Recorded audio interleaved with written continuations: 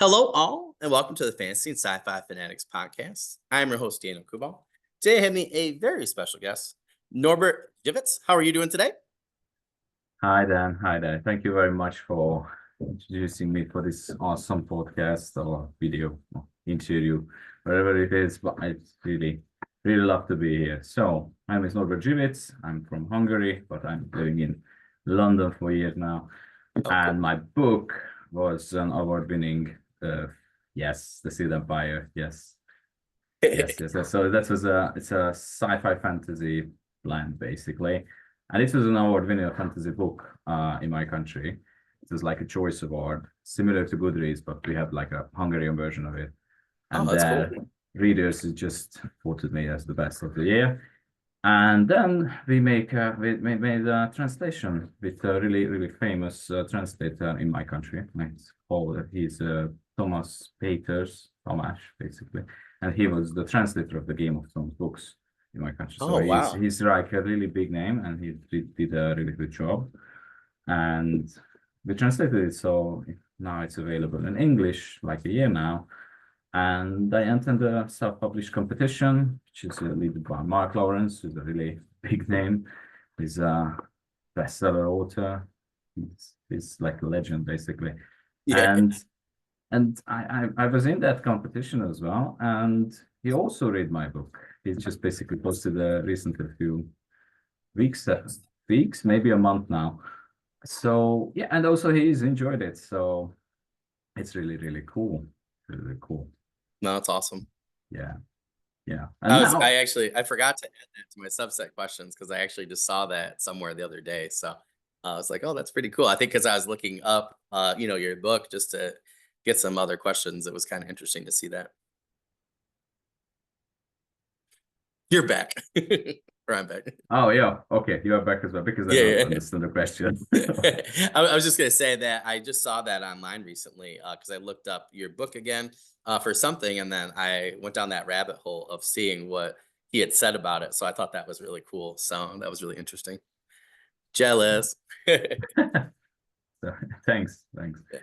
And also there is a big thing as well. So it's basically a week ago. I think it's just a week. Yeah, it's just a week. A week ago, it's published in Italian as well. Because when Oh, I that's was awesome. entered, it was a little bit okay. So yeah, so when I was entered this competition, they basically just reaching out and they bought the rights and everything, and they made the translation. It took them a year, but now published it. So it's in Italian, well, so it's three language already, Oh, and I wow. basically launched it in just 3 years ago, the Hungarian edition. So it's going really well, I guess. I'm really proud. And also Yeah, that's amazing. there are some other languages as well. But I can't really say anything yet. Yeah, yeah, But yeah. yeah, it's the future is bright. Oh, that's Definitely. amazing. That's really good though. Uh being at least three languages right off the bat. That's awesome. This Zoom is not cooperating very much. It's not even letting me know what's going on at this point. Yeah, I think every time when you speak, it freezes.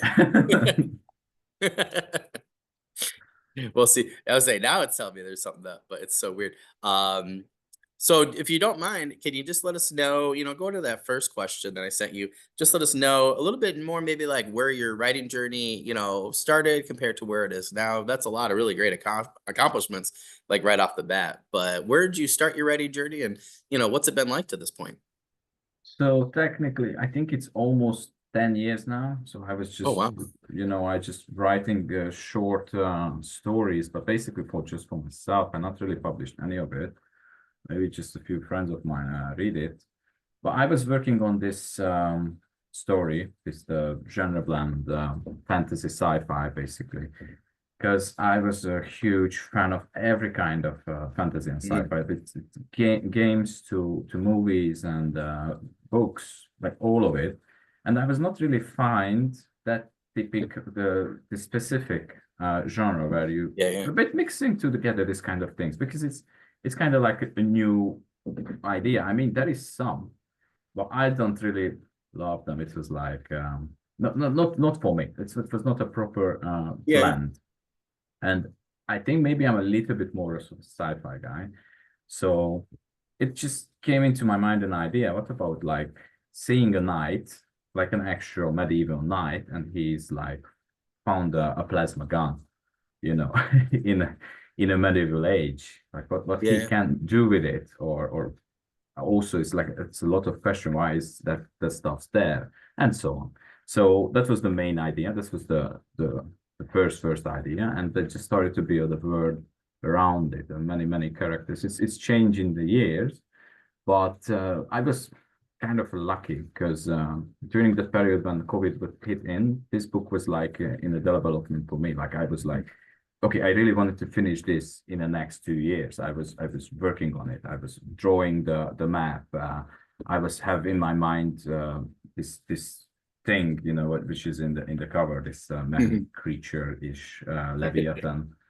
And it was everything on the works. So COVID hits in. So basically it's locked me in the house. So I was like, okay, it's now or never. So I basically just finished it in a year, the complete story. But I was working on it for years. So maybe it was basically the best timing for me to finish it. And I Yeah. did it. But I still studying, I still trying to finish the uni and still working and everything. And also trying to manage the sequel. Yeah. Yeah.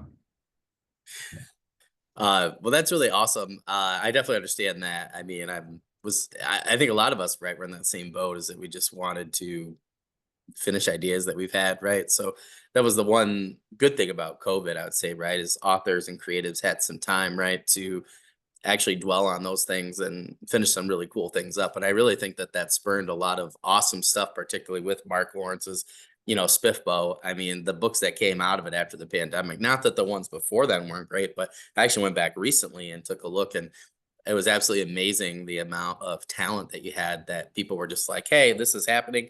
I'm going to, use this time to, you know, finish this and to really get it out there. So, and I think a lot of those books in Spiffbo and just in the different genres, or I don't know, a lot of those ones that came out that time are now giving people now, different ideas. So I think we'll see waves and waves of positivity, at least from the, creative side, from our side, that come from that Yeah, time period. that So it's pretty interesting. That's cool. that definitely. I think like it's tripled at least the Yeah, amount yeah, of yeah. self-published books since COVID, or maybe even more. Yeah, yeah, yeah. Um, just for example, when I was entered for self-published competition, I think it was filled up in an hour or something like that. It was never happened before for Yeah, yeah, that yeah. competition. And also in this year, as I heard, it was like some kind of lottery system, I think. Yep. Yeah, yeah, yeah. Yep. Yeah. So yeah, just imagine like how many books. Um, Yeah. that means like it's a lot actually. But it's because there is a lot of artistic people and now traditional publishers. They still want to do in a way. Um, I don't want to judge them, but I just feel it because we're still struggling to find a proper one because they're just focusing mostly on money or the uptrends what we have at the moment during everywhere in the world, and they not really want to go for newbies because they have to build them up. They have to spend money on them. And maybe they have a budget for like 3 new people a year and that's it. But that is like 30 or 300 or even 1,000. And we have a good opportunity now in the age of internet. Like you can Yep. basically wrote your book, you can find editors. There is a lot of freelancers and then publish it on Amazon or Ingram Spark and you can Yep. ship all around the world and you basically okay you have to still do the marketing but if you are good at it and that is social media you can do and if your story is worth the people's time yes they're gonna read it and I think that's what happened to mine as well and even language barriers is not a thing now Yeah, yeah. It's getting easier. Yep.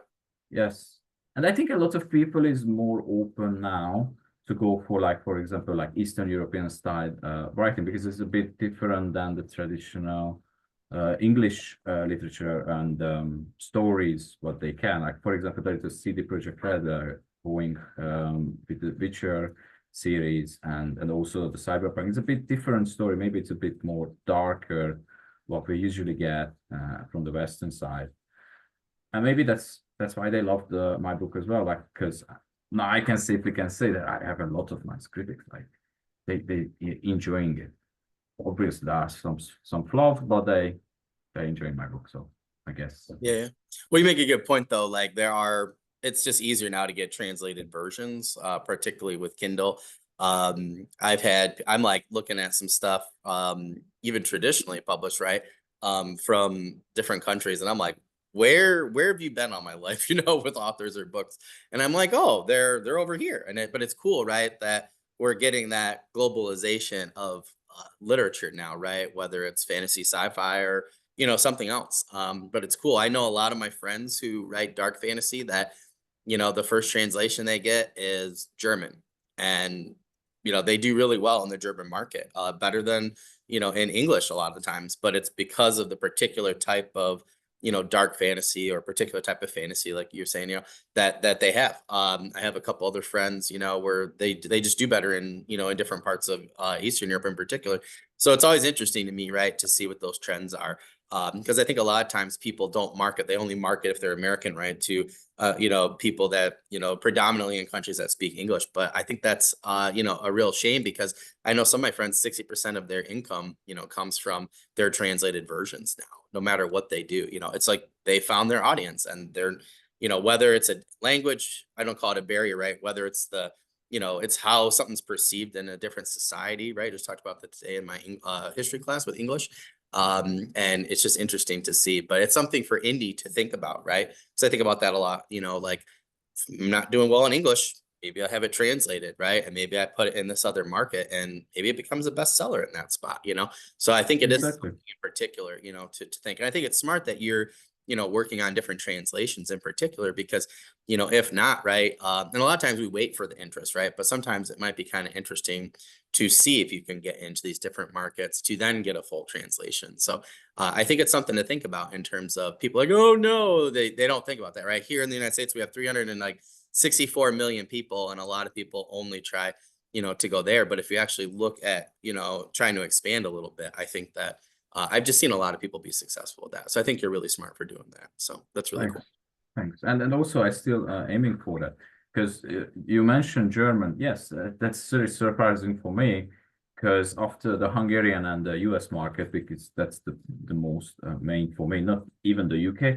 Actually, the German is my third biggest, which is really surprising, because I'm living in the UK. I'm usually doing interviews with UK bloggers or posting here, but still the German market for me is the third. So I think I'm really thinking about doing a German translation as well.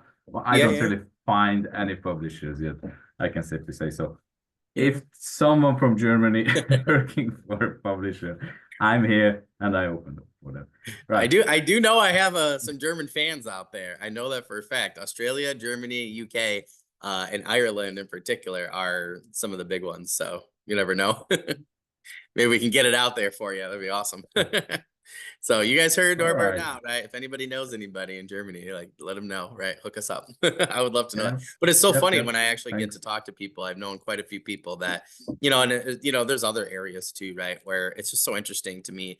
But like you said, right? UK, I think, you look at the main stories that are coming out from the UK are even different, right? Than people that are, writing even in the same subgenre, right? Or about some of the same topics. I think a lot of those societal things come in, and people like me think they're absolutely, if it's a different type of fantasy, for me, it's different, even though America's large, right? We got all these different states and stuff, all these different authors, but we still have the same societal norms for the most part, right? So it's just interesting to see somebody write from a different perspective, from a different country, within the genre or subgenres, because you end up getting a different story because of those different societal norms. It's just interesting. Yeah. It's interesting. We even get the same thing here, state to state, or like someone here writing a fantasy, it tends to be different than somebody in California or Texas. I'm in New York State, so it's so interesting to to get to see that. But yeah, it's super cool. But I think that's where your idea, when you sent it to me, I was like, oh, this is really neat, because it didn't fit that normal mold, right? Even for a sci-fi fantasy that we're coming out most people are coming up with here. So I thought that was a really cool idea. But that's why I really like the community, right? Particularly when we get something translated, is like that to me is really neat, because that's a whole different idea that I never considered before. So it was a super cool synopsis for a plot. So I will actually talk right now about Yep. genre. Speaking of which, so why sci-fi and fantasy for you? Like, why are these particular? Why have these genres kind of appeal to you, or science fiction or fantasy or both? I'm just curious. I was just curious why That sci-fi is and fantasy were the genres that kind of appeal to you, or that yep. sci-fi slash fantasy subgenre. Right, right. I think they are pretty close to each other. Yeah, That's yeah, why. But for example, how can I say, like, that's my two most favorite. yeah. This is the biggest, I think, on the market, and usually some people putting the horror to this genre as well. And I have in my book as well a little bit of like a thriller horror-ish vibe. It's not like a horror, but it's just adding the spice up the book. But by this was my two favorites. Like, for example, I love Lord of the Rings. I love the Game of Thrones. I love to read sci-fi's like Asimov, like the Mm. hard sci-fi things. Also, a lot of Hungarian authors whose book is not really translated or something, but I just love this genres, and I was always fascinated the ideas to see mixing this together. Like, I not like both of the verse, but usually I'm not seeing them in one pit, in one book or movie or a game. Okay, there is some examples now, like for example the Horizon Zero Dawn Mm. games, or there was the Cloud Atlas, where they was tried to mixing together, but it's still not the way how I imagined it. So I did a completely different kind of story. But yeah, for example, I was really enjoyed the Witcher games. I loved Mm. the Mass Effect games, and I was just fascinated by the idea. Like, okay, Mm. I wanted these two cool things somehow merge it together. That's it. Yeah, I yeah. mean, and that was it, because I was not really seeing this kind of things. For example, there is the Warhammer universe, I was gonna say, yeah, yeah. Yep. but that's still more like fantasy for me. It's not that many sci-fi elements. I don't know how to explain it. It's similar to me, the Warhammer, like for Star Wars. Okay, I think a lot of Warhammer fan is gonna butcher me now, but in a way, like for example, Star Wars is more like a fantasy and not a sci-fi, Yeah, yeah, yeah. Totally. right? So Yep.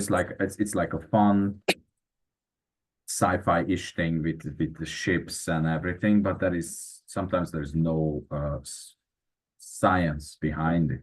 I don't say mine is like super science-ish, but I usually trying to make some research when I wrote things down. I don't bothering my readers to know this kind of things, Yeah. but I trying to be at least like believable, I think, to make it like a bit realistic in a way. But still, like it's an author's freedom Yeah, yeah, to yeah.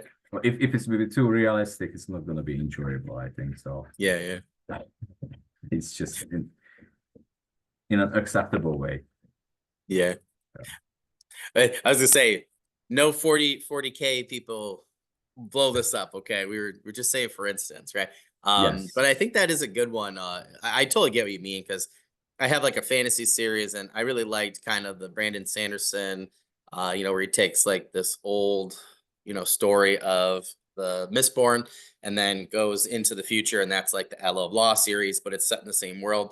I thought that was so cool. So I'd like to do that with my fantasy setting, one of them, and then I'd like to fast forward in the future of that universe to a 40K type of thing, where you are blending fantasy and sci-fi together. So, you have the firearms and stuff like that, but you still have people Yeah. that use magic and stuff. I've always liked that blend. Yes. So I totally get you. I think it's just fascinating as a writer, right? To take these sci-fi things, these fantasy, and be like, well, what if people had both, right? What if you had Yeah, machines and magic? I yeah, gotta think that would do something different. Look at the Romans, right? They had so many slaves that it stopped their technological advancement compared to Asian countries, right? So I always think about that. Like the Malazan Book of the Fallen, they can do all these things with magic. Well, that probably stops them somewhat. And the bridge burners use that to great effect, right? They're like the Romans with engineering. And I got to think, if you had magic, why would you engineer, right? But what if you had somebody that does both? So I think those kind of questions are fascinating to read and to write about. So I totally understand why that's attractive to you. yeah. And a lot of things, this can be actually magic in this kind of fictions, right?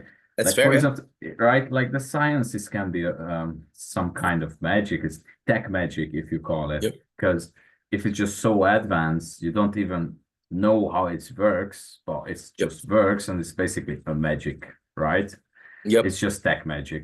So why it can't be in a way like, okay, you have to still build ships and you have to still build this and this, but the universe is so big that like there can be like different powers or different cultures or whatever who can actually use like something like what we not use or not used to, and this can Yeah. be Yeah. magic basically. Actually, I love the Warhammer universe as well, so I think I'm not offending everyone because I Yeah. love Yeah. it. Stop Um, commenting, guys. Don't worry. yeah, yes. So I enjoy it, but my book is completely different. I think in a way because I'm really trying to stay a bit more realistic. I don't know, but anyways, somebody gonna read my book, it's gonna feel it like what I'm talking about. What am I talking about? There was something. Well, I forget, so I give you back there.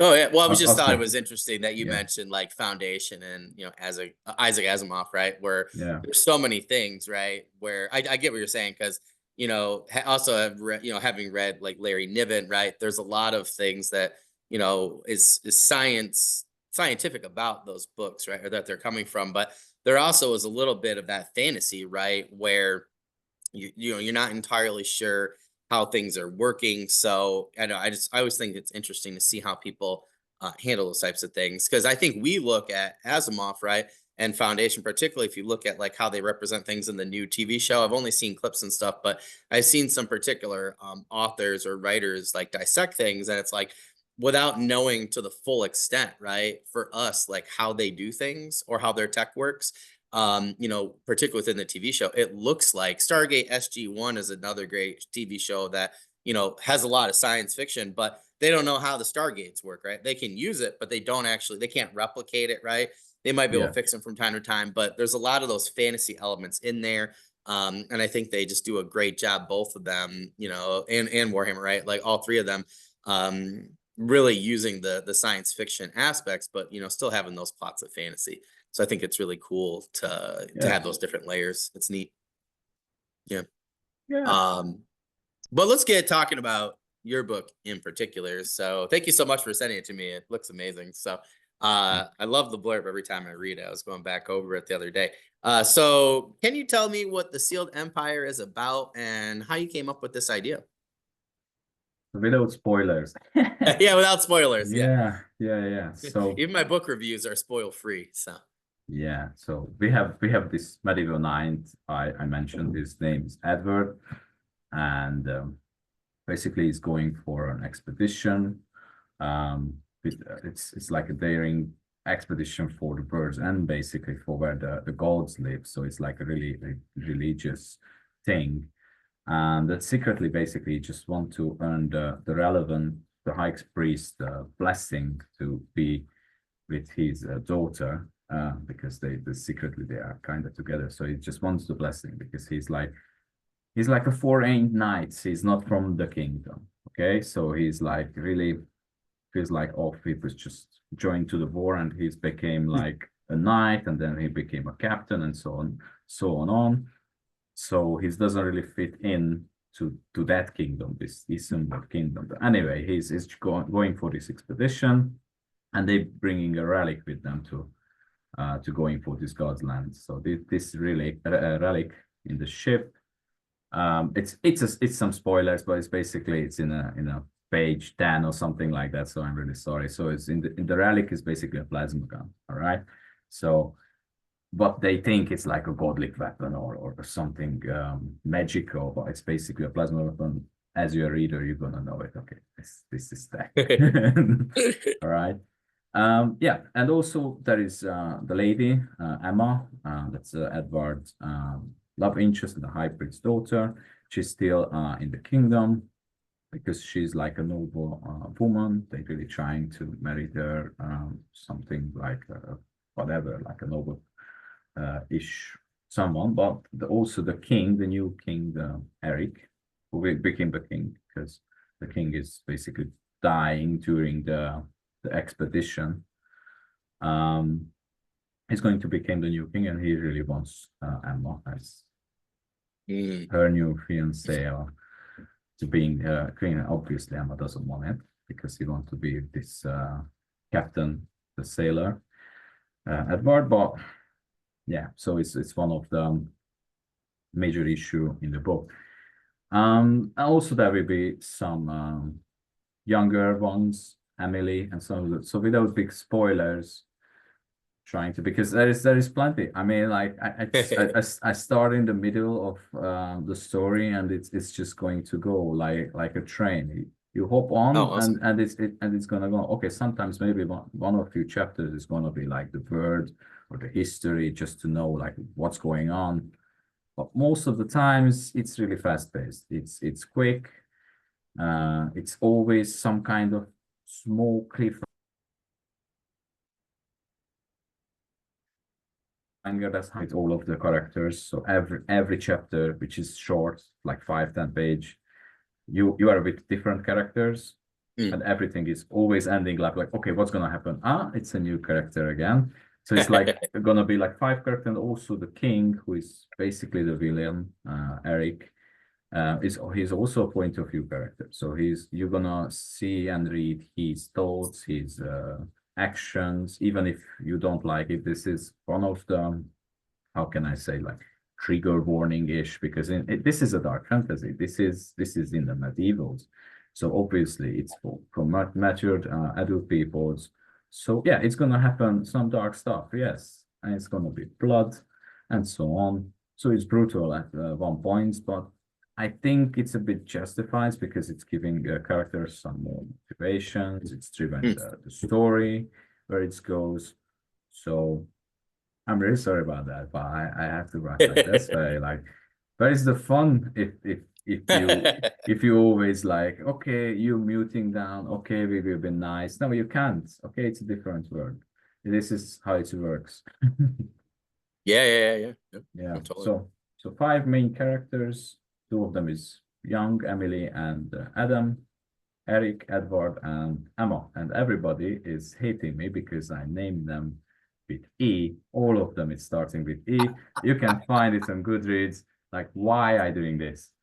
What the fuck is wrong with me? The thing is, I was thinking it's funny.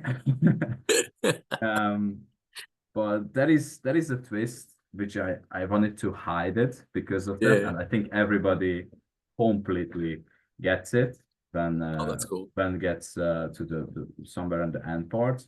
But it's still telling me like, okay, this is not justifying it. This twist doesn't justify what I do, because everybody is like pissed off because O is E and they're forgetting who is who. So honestly, I'm really sorry, but I was get some ideas also from Stanley, who was named his characters with always the same letter starring, like Peter Parker, Yeah. stuff like that. I always thought it's funny. That's awesome. And there is a third thing as well, because in my language, in Hungarian, and specifically the area where I came, it's also be using a lot of E's. Like, for example, the city, it's called Szeged, just 2 E's in it. And sometimes Germans told me like we're speaking with so many E's when we spoke. That's what they hear, or also English speakers when they're hearing us, like there's a lot of E's in there. And I was thought it's also funny if I just go like 5 E's. That's awesome. So yeah, there's a lot of E's. Used to that. I'm sorry. It's so funny because I was thinking that the other day. I like had to rename a couple characters for my novella, and I was like, was missing like 3 characters. I found out for like a military squad, so I had to add them. And I was actually thinking about that. I was like, oh, I already have like 2 A's.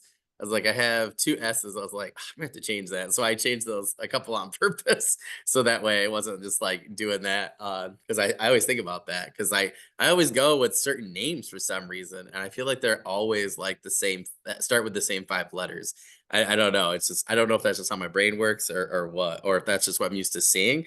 Maybe my brain, is just picking it up. But yeah, it's so funny that you say that because I was just like having that like debate with myself the other day. So that's really funny. I think Um, if they have a different gender, I mean, like as a male and oh yeah, female, you yeah, can still go for A's and E's and so on.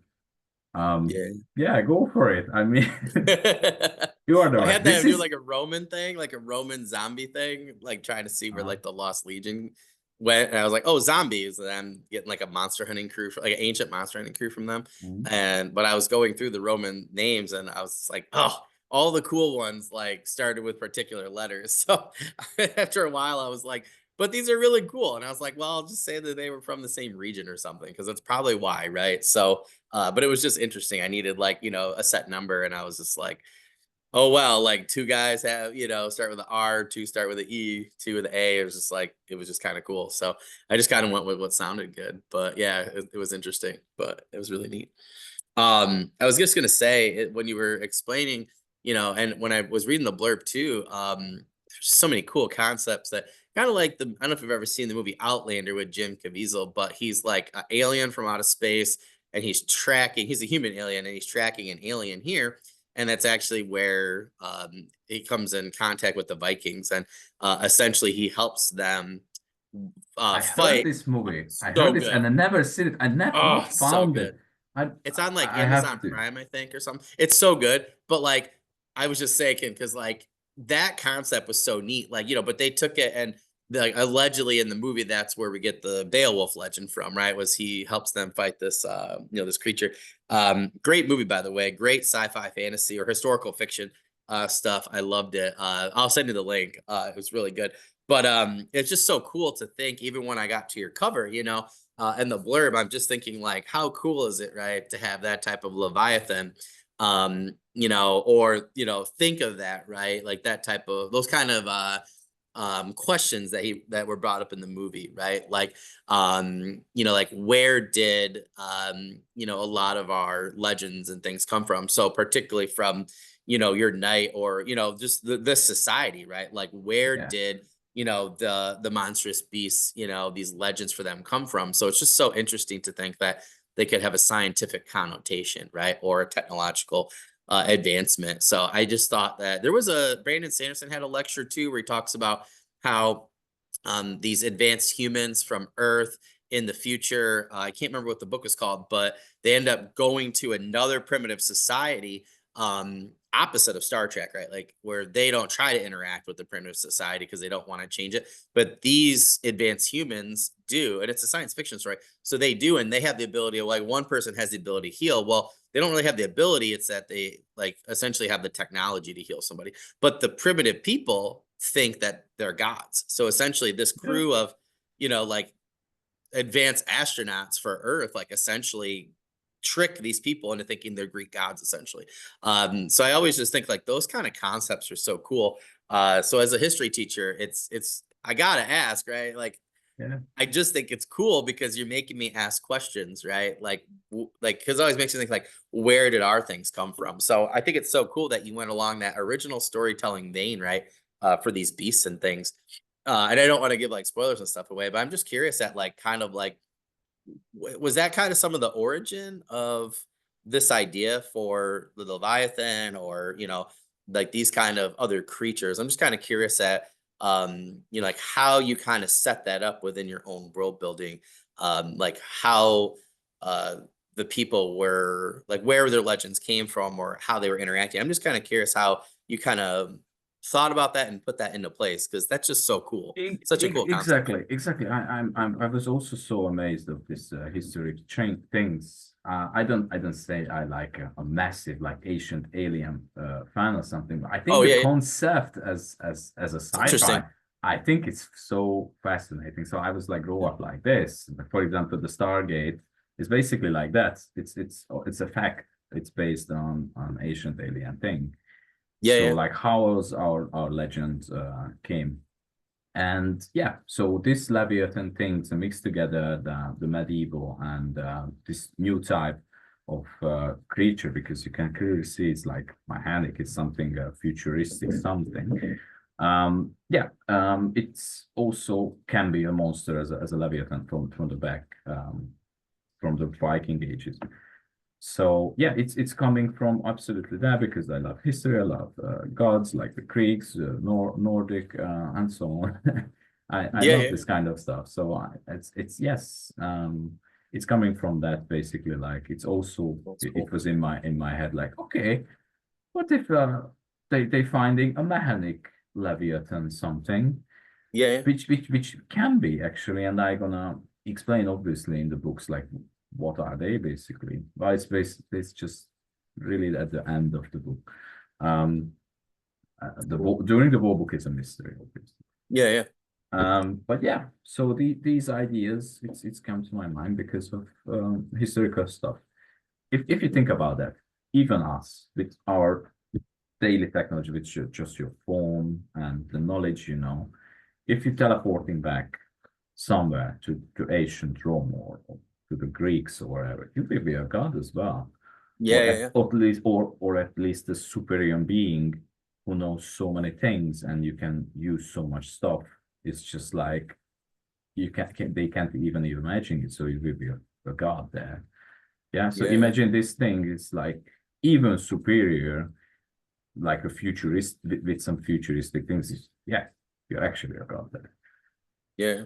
I just think it is a fascinating thing. Like I'm a historian, so I look at things and I look at there's so many weird things. There's so many weird things I've seen.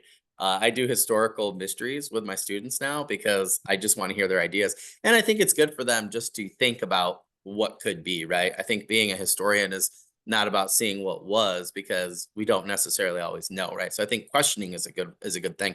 So I think it's always interesting. So, like when I lived in Arizona, I had friends that were like, you need to go check out these canyon walls. And I'm like, why? They're like, they're only about an hour and a half outside of town. They're like, they're weird. And I had friends, I couldn't go that weekend. I actually met my wife. So we went on a date, second date. So it's funny, but they sent me pictures back and they're like, dude, look at these pictures. They're like, as a historian, or they're like, this is your thing. And it was weird. And like they're bizarre. Like, and you're like, they saw something that was weird, right?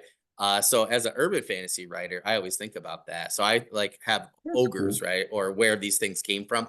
And in my urban fantasy, I actually have essentially like they're from somewhere else, right? And through the series, you learn that. Well, I have these like ogres. They're not really ogres. They're a different species that come from somewhere else and they get stuck here in ancient times. And then they start the legends of all these things. Bigfoot, Grendel, whatever. And I always think that that's interesting is where did these things come from? So I just love that you went with that route and, kind of did, something different than I'm doing even, with urban fantasy. Cause I think that's super cool. Cause what if they, saw something that was technological and didn't know that, right? Cause they wouldn't know that. So they would assume that, it could be a Cyclops. I had a friend did that with the Cyclops where it was like a suit like sometimes they do with Rhino from Spider-Man. I just think it's absolutely fascinating. So I just thought that was a really cool thing that you did in particular with the cover. It just got me excited right away to read the story. So that was super cool. All right, man. Thanks. I mean, thank you Yeah. very much. I definitely have to check out your stuff as well. I'm Yeah. so behind of I'm every. there too, man. I have like Uh, 5 things supposed to be out next year. My wife's like, "You'll be able to do this." I'm like, if our son sleeps a little more, probably. I get that. Yeah. sometimes I just really just want to stop the time and like catch I up. just said that But yesterday to yeah, somebody, author. It's so funny. Yep. Yep. So you get yeah, some extra reading or writing in, or just even sleep at some point. My friend goes, "When do you sleep?" I'm like, I try. yeah. It's hard to get everything done, but yeah, no, it's so Yeah, true. it's really hard, especially when you're constantly thinking your body is tired, but you still want to come up with your stories. You still Yep. want to do. Yeah, it's oh God. I mean, My body at my 4:30 yesterday was like, "Hey, you need to write this thing," and I was like, "I'm sleeping." I woke up. I had to like train myself to go back to sleep. It was crazy. Yeah, it Yeah, was a it bit. happens to me all the Yeah, time. it's okay. I catching the last part, and I know Oh, what you said. So don't worry. I was just saying, like, I was just saying, it's just crazy. Like, I was up this morning and my dream was writing itself, right? So I woke up and I was like, yeah, that's a great idea. But I was like, I have to go to sleep. Otherwise, I'm just going to stay awake, you know? Yeah, So yeah, it's hard to turn that writer brain off, I think, at certain points when it just gets going. But I think that's super yeah. cool. So we talked about the setting, which a little bit so far, which I thought was cool. We talked a little bit about the cast of characters. Um, but I really am interested when it comes down to the monsters. What type of vibe or what type of feeling were you trying to give us with their appearance and their overall abilities without like, you know, giving us spoilers? I'm just curious because like this has a particular type of emotion that it's trying to evoke, right? Between the ship and the monster. So I'm just curious at what was your goal, like overall goal with the monsters? Like, what did you want us to think and feel along with the characters? Particularly at the start of this tale. So yeah, the cover is basically the first chapter of the book. Well, that's This awesome. this encounter thing, it's the beginning. It's right in the middle. That's what you learn as you try to write something. I think they start to teach Yeah. this slides. Start in the middle, and then you're gonna explain how the works, how the word works, or what the character motivations are, or just give them enough. But just go. Yeah.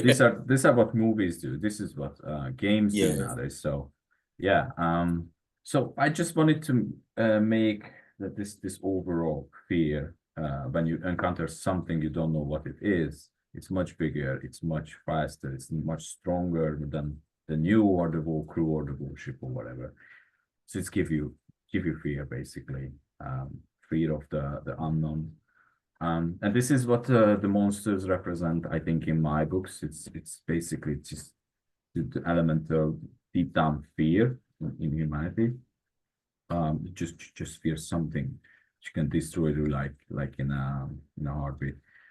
Yeah. So that's the monster. What's why my book has the thing is it's closer to thing for Game of Thrones dark Mm, fantasy vibe, at least from the kingdom vibe where there are the scheming yeah. and spider web kind of ish things, but also there is a mystery. It's almost like a thriller, like you want to figure it out what's going on with this sci-fi stuff because the character, especially with Edward, he's gonna know deep down, like, okay, something is off. Something is off with this. He's not really faithful as well. Like, for example, the high priest, which is Mm. representing the faith, like blind faith, basically. Why Edward is not that faithful, so he's gonna see it's like something is off.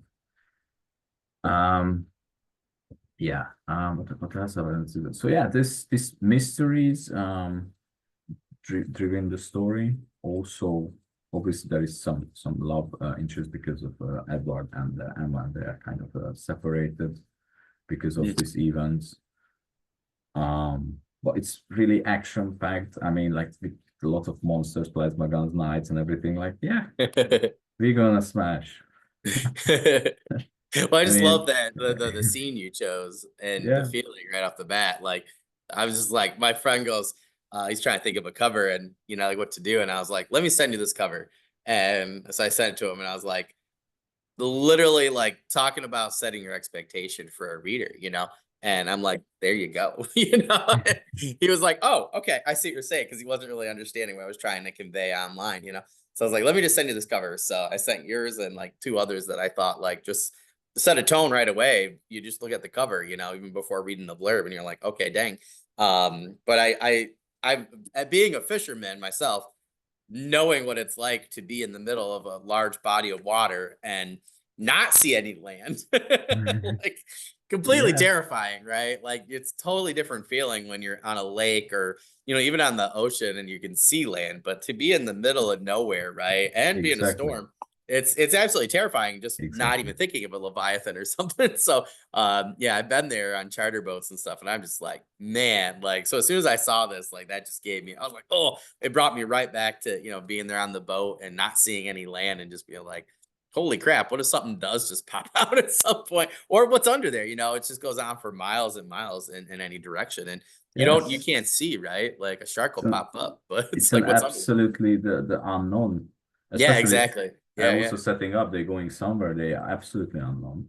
Yeah, yeah. Um, but to be fair, like the Bow book is not really on sea. Like there was some I think negative critics. Like everybody was thinking it's like, oh, it's gonna be like Pirates of the Caribbean meet Oh, yeah, yeah, yeah. Leviathan things.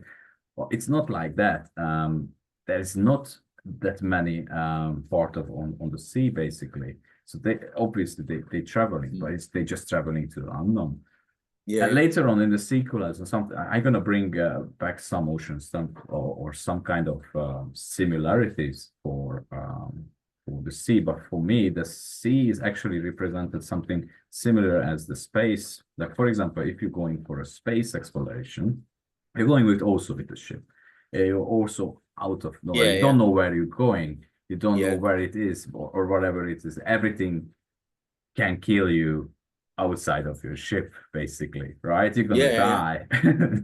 So there is some kind of similarity also for me with the sea. But yeah, in this particular, yeah, this is the exploration, the danger, the fear, yeah, everything is there. Oh, Yeah, I guess I wasn't really thinking what they were thinking. Because I've had this happen right outside, with a storm, like right off the coast, even yeah, on the Great Lakes. Then it was scary. I was on a charter boat. And it was like we were just far enough, right, where we couldn't see the shore, and then the storm rolls. And it was like, so it reminded me of that. And then like we got in and coasted in, right.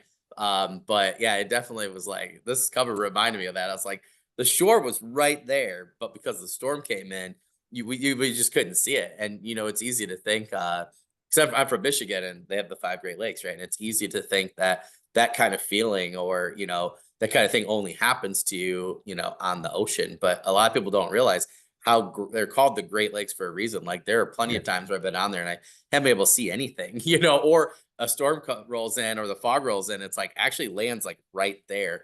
It's And ours, right? yeah, yeah, yeah. It's really scary. So yeah, like even if you're on a lake, or even if you're just near a dock or something like that, right? It's like you can still have that type of feeling. I've had that plenty of times, just coming in, like trolling in and stuff, and popping up Right. to the dock. But yeah, it's pretty I really, crazy. I really want to visit the lakes. I mean, Oh I yeah, yeah. will. They're I think they're I have. amazing. Yeah, I will. I definitely will. I have some friends there, so Oh, that's I cool. think Yeah, I'm let me know going if we need to. any spots. I'll hook you up and I'll let you know. Yeah, it's Thanks. super cool. Well, it's just funny because like I originally wanted to study like cryptozoology, so I want to study like unknown creatures and stuff. I still do a lot of different things. I think it just comes from the history background. I love historical mysteries, so doing things like that. So to me, it was just like I've always loved the Leviathan story. I always love the oceanography and just that the mystery of the unknown, and so many people have seen just weird things. Columbus actually in his journals um has several days where a lot of times they won't even put the translations out anymore because they're just bizarre. And a lot of people attribute to hunger or whatever, but it's like I always Yeah, think, they're what if they hallucinating or yeah, yeah, something. yeah, I'm But always like, well, what if they did say something? yeah, Yeah, yeah. So, yeah, and I I think see that one that's as cool. well. Yeah, it was Yeah, interesting. Because I'm like, did you really you're hallucinating that badly? I asked my friend, I was teasing him because he's researching some of the things that could have gotten on their bread, like the mold and stuff, particularly when they were coming here. And I was like, did they really eat that stuff and think a walrus was a mermaid? Like I always tease him and he's like, dude, this stuff is crazy. But I always just like the mystery side, particularly as a writer, right? Like there's just so many times something pop up on a TikTok or I read one little excerpt of something and it gives me that idea. So I just think it's so cool that you went that route and kind of played on that fear, right? That natural fear yeah, of what's below the water, or even just what's the unknown, right? And is the unknown mechanical? Is it alien? Is it a creature that's biological? I always just think it's so cool to, to kind of bring that up because again, as a historian, I think everything comes from somewhere, right? Like our mythology, our beliefs. So it's like people were seeing something, in my opinion, no matter, I don't know what it was, right? But they're seeing yeah. something in ancient times, right? Or, and sharing those or whatever. So you always got to wonder, is it a creature you know, misidentification. Like, I don't know, but I just always think it's really interesting to think about. So Yeah, that's what I thought definitely, was because weird, but back then you can't communicate with someone or on a yeah, different um landmass, or how you call it anyway. So like there are actual distances, and they come up with the same story, same yeah, leviathans, yeah, yeah. same Yep, dragons, same krakens. What yep. the fuck? I mean, Yeah, yeah, they yeah. always coming up the same ideas, the same Yep. apocalyptic stories, right? They're coming up It's so weird. many same, and it's really weird, especially Yeah, yeah, when it's coming in the exact same period of the time. yeah, yeah. Yeah, it's strange. Um, So yeah, I would say, I was always every basic things. I yeah, also yeah. wanted to be actually a history teacher. Maybe I will be at one point, but I was not learning and not studying That's cool. that thing. But I was wanted to. I was always with the history. It's fascinating. So I was Yeah, read yeah, these kind of stories, and I was always enjoying the this kind of an origin that I think in my book is actually there. I don't want that's to cool. set up like high expectations or something, and it's not gonna be always on sea or always just some. I really like to changing the environment. I mean, Yeah, yeah, maybe yeah, I getting maybe a little bit bored sometimes when I also writing it, and I just want the cool stuff. I just want the cool stuff, so we just going. yeah, yeah, So I really like to changing the land, the characters, whatever, like even the stakes, like okay, what's going on, and I really going for like these epic ways. One of the readers, I think in Hungary, that told me like this book is feels like a movie, No, that's who awesome. is which is just only I seen it yet, and I just Yeah, wrote that's it cool. down. Yeah, This yeah, this the whole book is felt like this, and I was like, okay, guys, I mean, maybe one day, yeah, yeah, yeah. No, somehow, yeah, it's that'd really be super cool. cool. I'd Yeah, say there's not that many out there in terms of the blended genre. That's why I thought Outlander was so cool. And they didn't even use fantasy aspects, right? They just used the like historical fiction. They're like, and it made you think, right? Like, what happens if this was where, you know, the like Grendel or, you know, a Beowulf came from? So I always thought that was like super interesting. So yeah, I always love when people do the mashups, as I call them, with sci-fi and fantasy. You got one of the greatest ones ever with Star Wars, right? Dune's another one, right? So, and yeah, I don't think there's many times where you combine these two elements, you don't get something, you know, really, really awesome. So, and it's so funny that more people don't do them, right? Like so many of them do well. And it's like, even in Indian traditional space, you know, the last like 10 years, like a lot of the mashup like that for sci-fi fantasy, you get people coming and going from both genres and you do something interesting. And I don't know, there's a lot there. So I think it's funny that people stay away from it. It's like, don't want to be the next George Lucas? All right, sure. So that's like me. I think it's absolutely fascinating to blend the two because I think you always get something unique. And again, you know, you get people from sci-fi or fantasy. It's nice to have the blend. So I think it's always a good. yeah, and it's spicing up the whole genre, I Yeah, think. yeah, yeah, Like sometimes, yeah, you just want the traditional yeah, yeah, yeah. dragon style, okay, heroic thing. You're slashing down the dragon, and you have classic magic. Or you can get it for thousands of other books, thousands, or maybe even more. Yeah, yeah. But mixed type, I think it's, yeah, it's rare, and because I think it's really hard to measure it when it's good or when it's not. Like Yeah, yeah, yeah. it's really edgy, and I also still don't know like how my audience gonna like my second book, because of it's also, I don't want to spoil it, but I think this is the big question for everybody who read it and review it, because they love the twist, but still it's setting up a little bit different things for the second book. So I still don't know how it's gonna end. Um, but overall, I know with the third book, because I'm planning a trilogy all together, but you will have to watch it all Oh, together. So cool. even if they not gonna like the second book that much, with the third one, I think everybody gonna understand it better, or they gonna enjoy it even better. I don't know. Yeah, Yeah, it's really yeah. hard talking about without spoilers, Oh, I know. Yeah. I've had but a lot of people that had like 5 or 6 book series they just yeah, finished, but I just had them on for the first time. So, you know, they're trying to sell the first book of the series. They're like, and it's exactly. And yeah, also it's that I difficult. was not really pushing this is a series or something, because I wrote it in a way like if someone will read it, it's also gonna give you an idea. Like, for example, I think the good first one stories are when you actually complete the story already in the first book.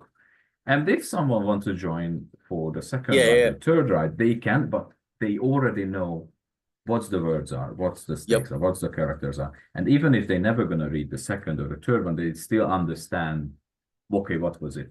And Yeah, yeah.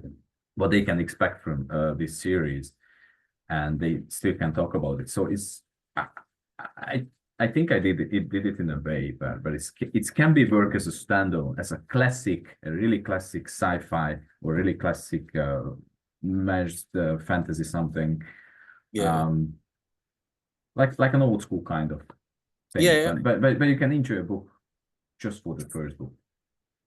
Yeah. No, I think that's smart because that's like what Kevin Hearn did with his Iron Druid Chronicles. Is like they build off each other. And I say like the Dresden Files do later.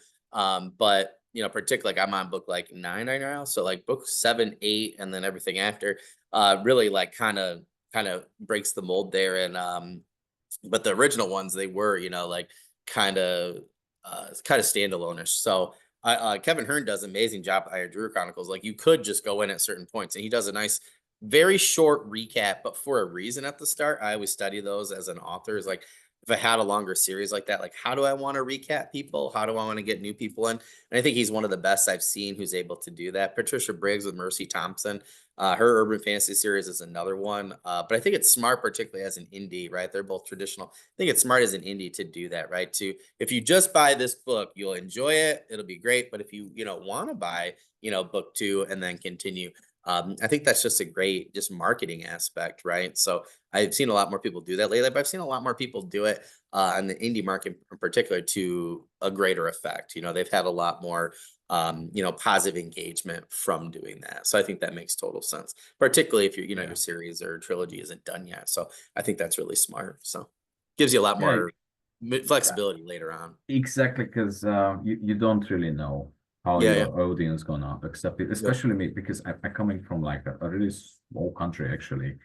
Um, so in our market, it's not that huge. So if I want to be known, I really have to translate it in more languages. That's why I was aiming for going for English from the beginning because it's easier for me. I was Yep. always thinking about the translation ahead. So like how Smart. certain praise is going to be translated, how the character name is going to be translated, how the locations I came up with is going to be translated. So I was Yeah, always think ahead to be an easily translate, easy in a yeah, way. And this was also one of my aims. So going for, but easily will be continued. I think some people are going to argue with because it's in some way it's a cliffhanger anyway on my book yeah. end. So some people is going to say like, no, it's a bullshit. It's going to be a second book. Without it, it's not worth anything. But the thing is, if you reread it, for example, in the second time, you're gonna kind of understand like, yeah, it can be end like this actually, and it's already gonna be. It just gives you some imaginative things like, okay, there are some sci-fis which is like that. For example, the Blade Runner, right? Oh yeah. It can be Yep. easily continued. Like I mean, the first one, but also the second one Yeah. actually. It can easily be continued, but in the meantime, it's converted to the standalone Yeah, yeah. because it's already telling you the story, right? And maybe it's just leave you some questions. But don't worry, yeah, I'm gonna continue. So But I also think like too good writing does leave you with some questions, right? Like because like even if they don't get a second movie too, right? Or another season, like you don't want everything I think in every season, but to of a TV show to do that. But I do like something at the end, right? So that way it makes me want to watch that next season. I watched a TV show with Justin Hartley called Tracker, where he's like finding missing people. Season 1 was great. There's like this mystery about his family, his dad, and it really gets you to watch season 2. They've kind of changed the mystery a little bit. There's still that mystery, but then there's like another thing, right? So now the world's getting bigger because he's got to, over time, he solves this. little aspect of that mystery of his family, but then he's got like a personal mystery going on, and it's just adding to the thriller aspect, you know. And I'm like, I find that a strength, right? Because I'm like, well, I started watching it because of this mystery, but now I'm watching it to further see how he solves both. And it's absolutely fascinating because they're both very different, and it Which adds one to is the this world. show? Sorry, It's called Tracker. Tracker. Yeah, Yeah. I'll send it to you. It's really good though. But it's interesting from a writing standpoint, not just as a viewer, but like I thought they did a really good job of trying to get you to watch the next season or watch the next episode.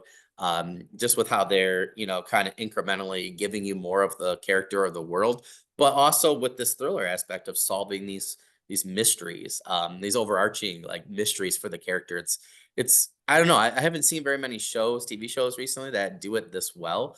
My friend's like, "You love this show." I'm like, "I do." As a watcher, you know, as a viewer and a writer, it's like I just thought they did a really good job, and the character itself is really cool. Very similar to the one I'm writing, or Jack Reacher, that TV series. I really liked both of the characters from Tracker and Reacher. They're both very similar to a character I'm writing for my urban fantasy, who's a monster hunter. So I hear him in my head. He's like, kind of like, oh, I like these shows because these guys like that's what how I would act, right? That's what I would do. And I'm like, is that really? I'm like, okay, you know, and it kind of helps me write. But it's just it's so interesting to see how people, you know, write similar TV shows, but you know, so differently. And how they can present you something that, you know, I think shows particularly they have it for 10 episodes, usually a season now, and then they have to get you to watch the next season. So I don't know. I think I'm just used to that now. And as a writer, I love to see the questions that they pose or a problem that needs to be solved still for the overarching plot.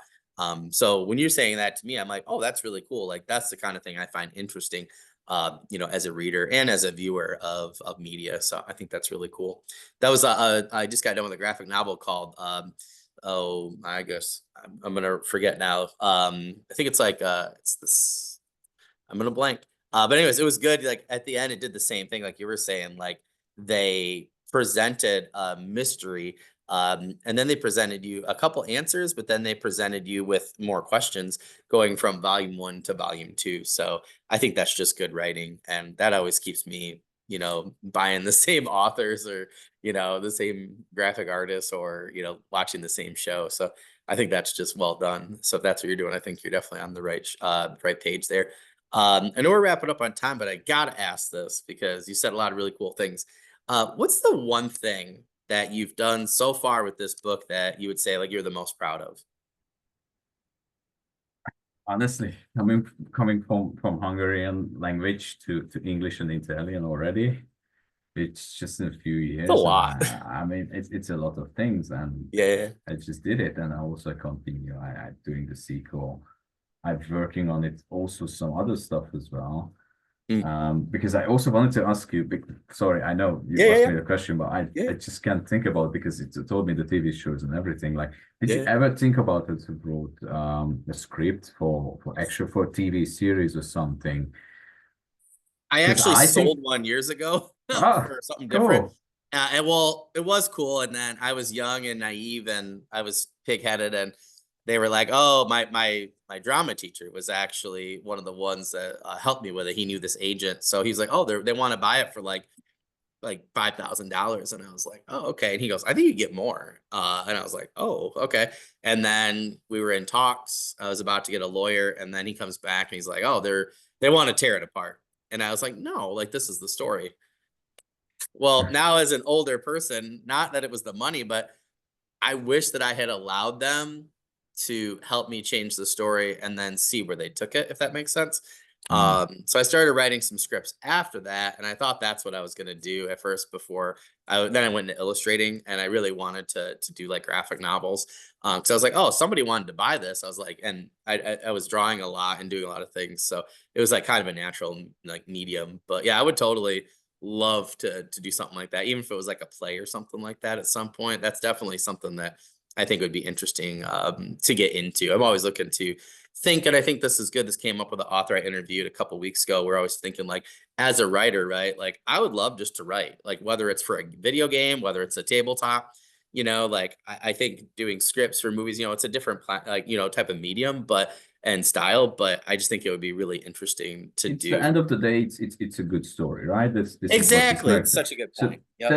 that's what I was thinking of for Yeah, myself. yeah. Like if I'm gonna finish the trilogy, I'm already working for some scripts for movies or TV Oh, that's series. awesome. Also, I can imagine my book as a TV series or a video game as well. And if they're asking for it, I Yeah, can yeah, yeah. I can help with it to make it a really cool one. Oh, that's So cool. so this is my aim basically. So I Yeah, don't yeah. think I'm gonna stop just to write books. No, I want to try Yeah. myself out in every other entertaining, if you call that, Yeah, yeah, yeah. every other kind of thing. So yeah, Yeah, yeah. this is for me. That's why I was like so curious, like what you're doing as well. That's cool. That's really cool. Yeah. Well, like I originally had a graphic novel. It was like a Diablo 2 or a Diablo like story from the video game. And then my I friend love and it. I, I love I it. know, right? Diablo 2 is my favorite video game of all time. That's Expansion really pack cool. though, right? That's So we were planning it, and then the pandemic happened. So we were just in the, in the process. We were finding somebody to do the cover, a cover artist, and we were finding somebody to do, like the ink and do the coloring on my friend's drawings. And we were deciding if it was gonna be like a black and white. I thought that would be really cool on the inside because my friend just does it so well. He's colorblind and he sees things differently. So it would have been a cool medium. And then the pandemic happened. So last year during NaNoWriMo in November, I actually was like, I need something to work on. And I actually took that story and outlined it as an actual novel. But I still really, really, really want to go back and do that one visually as like a graphic novel. So at some point, when I have some extra time and have some more stuff under my belt, I'd love to get with. I'm actually interviewing some comic writers and artists actually on this season. I actually did one that will be out soon, and then I have another one coming up. I have several actually, so they're already talking about like different Kickstarters and stuff like that. So I might have a couple people interested in the future, for yeah. co-writing, that kind of thing. But Cool. I always think like I like what you're saying though, trying to plan ahead, right? And trying to not close yourself off. Because I think a lot of people do that. And I think, what if I'm better at writing video games? What if I'm better at writing, a story for a tabletop, or Yeah. adventures for one, right? Like if Wizards of the Coast or somebody comes a knocking or people want to do homebrew stuff and put it on Kickstarter, I would like to have things presented. I'm working on some game stuff for my own fantasy setting and, writing the quests or, whatever. So I totally agree with you. I think that anytime you can, expand. And like you said, I love how you said it, just tell a great story. I think that makes Yeah. total sense. So I don't like to ever close myself off to a new possibility. So That's I cool. think that makes Cool. sense. So yeah. Maybe I'm one day we're actually gonna work together on some kind of Yeah, I was video gonna game, say right? I'm looking as soon You as never I know. have a couple of things in the works, and then as soon as they're published, I'll be looking. I wasn't gonna say it publicly, but I guess by now in April, around this time when this will go out, it'll be okay to say. But yeah, I am going to be looking for some co-authors in at least one subgenre or genre. So never know. So I'm gonna get a couple things out there, and then I told my wife I was like, I would really like to do this, and I've seen a lot of people do it really successfully. So I think it'd be cool. So yeah, you never know. Be really neat. I think it'd be Good awesome. luck. Yeah. Good luck. And I want to make sure we have enough time for that last question. Do you have any news updates or current projects, Oh yeah. anything like that you can share with us? I like that. Oh yeah. Of course, yeah, I'm working on plenty. So for now, the special edition of this book with a new cover, a completely new cover, which is gonna be a bit more like fantasy vibe, like Oh, cool. because this paperback is more like sci-fi-ish. It's like I don't say it's photorealistic, but it's like more like a realistic art style. But Yeah. that one is really like more like a hand draw thing, like how you imagine this Leviathan as a fantasy setting, like when a medieval someone just scratching down this monster and how they imagine it. So that's will be the new cover. This will be Oh, a that's cool. special edition with a lot of new illustrations, new and old. I mean, like it's on my website, because on my website Oh, cool. there is some map and location and so on, where you can learn more about this world, the kingdom, Yeah, yeah. and everything. So these illustrations will be there. No, and it's cool. some extra chapters, which was never been in the paperbacks. It was just only Oh. available via emails, through newsletters. But Oh, yeah, yeah. not many people opening it and everything. So I was like, nah, just go for it. Hardcover, new cover and everything, That's and put cool. it together as a compact special Yeah, yeah. edition hardcover. And this will be available in the UK in the next few weeks, hopefully not a month anyway, so soon. So when this video is gonna launch, hopefully it's in every store Yeah, in the yeah, yeah. UK. We'll see, we'll Knocked on see. some wood. But also this means I can ship it overseas if someone gonna be interested. So that's really cool. Also, Yeah, I'm it's working on awesome. a sequel because it's really close now. So I'm close to finish the first draft.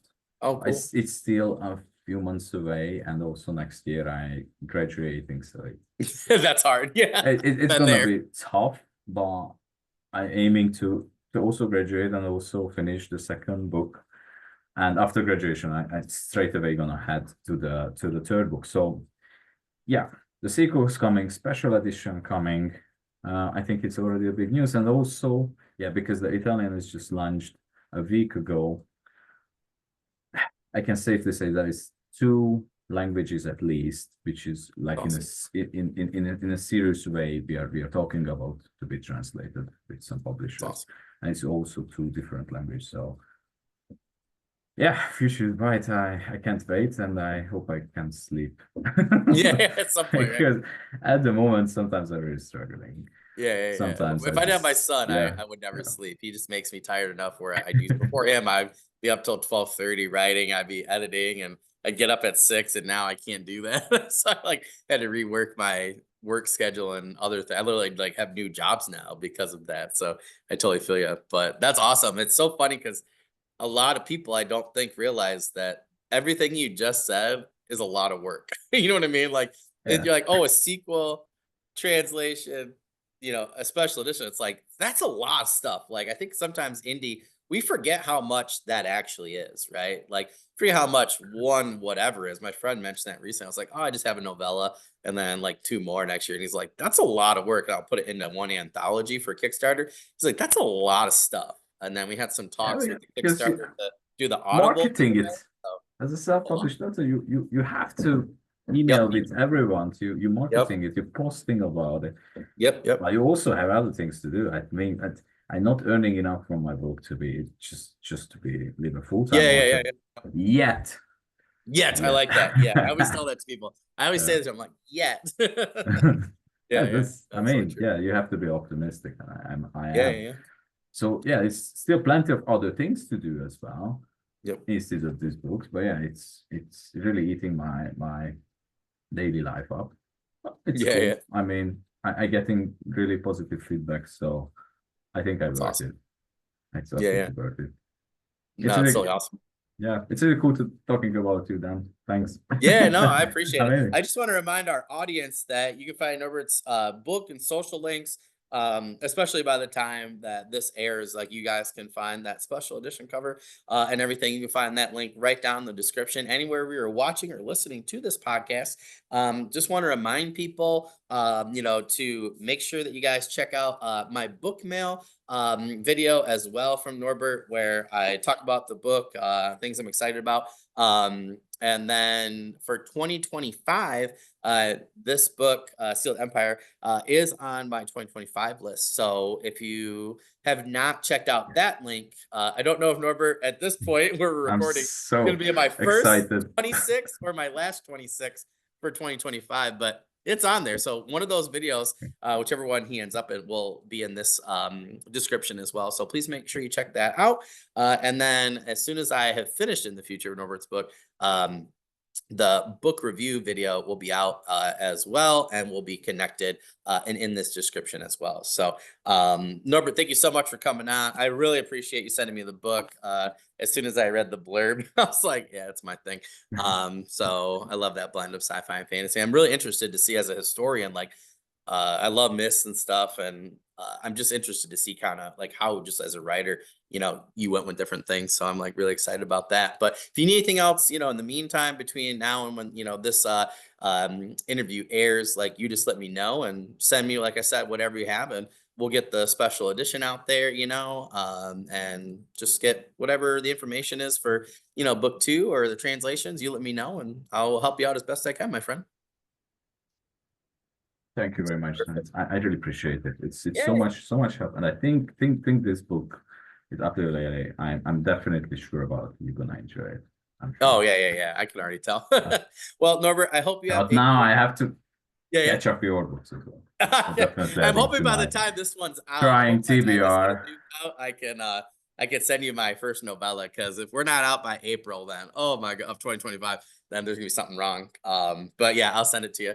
But Norbert, I hope you have a great rest of the day, and I'm sure I'll talk to you soon, my friend. But other than that, thank you so much, and you have a good one. Okay, Thank you. see you later, my friend.